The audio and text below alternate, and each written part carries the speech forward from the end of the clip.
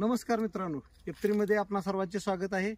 आज आपण आलो आहोत आमच्या कंपनीचे एक डायरेक्टर निलेश पाटील यांच्या प्लॉटमध्ये। हा प्लॉट गेली 3 वर्ष झालं फ्रेटेली फार्म अन्नदादा यांच्या मार्गदर्शनाखाली चालू आहे। आपण आता ह्या तिसऱ्या सीझनची सुरुवात करत आहे। ह्या तिसऱ्या सीझनची सुरुवात आपण फॉरो बनवून केले। फॉरो आपण पाहू शकता।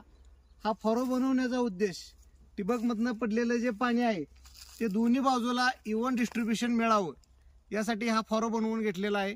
हा फॉरो बनवल्यानंतर यामध्ये गंधक आणि जिप्सम या भूसुधारकांचा वापर करत आहोत आपण। आता इथं पाहू शकता गंधक टाकलेला आहे, त्यानंतर यावरती जिप्सम टाकून गंधक आणि जिप्सम हे पूर्ण जमिनीमध्ये मातीमध्ये पूर्ण मिसळून घेतलं जाणार आहे।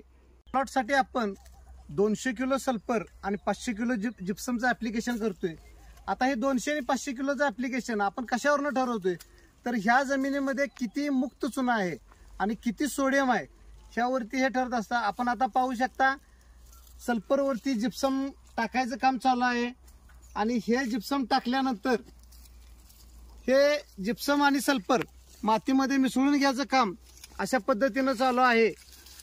जिप्सम आणि सल्फर वापरण्याचे फायदे काय आहेत तर जिप्सममुळे जमिनीतला सोडियम मातीच्या कणावरून बाजूला काढून वाहून नेण्यासाठी मदत होते।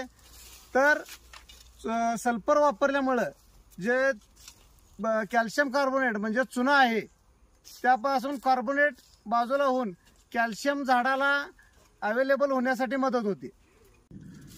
पुढचा व्हिडिओ आपला या बागेसाठी आपण इथ्रेल ऍप्लिकेशन कसं करणार आहे आणि इथ्रेल ऍप्लिकेशन करताना काय काळजी घेतली पाहिजे यावरती बनवणार आहोत। धन्यवाद।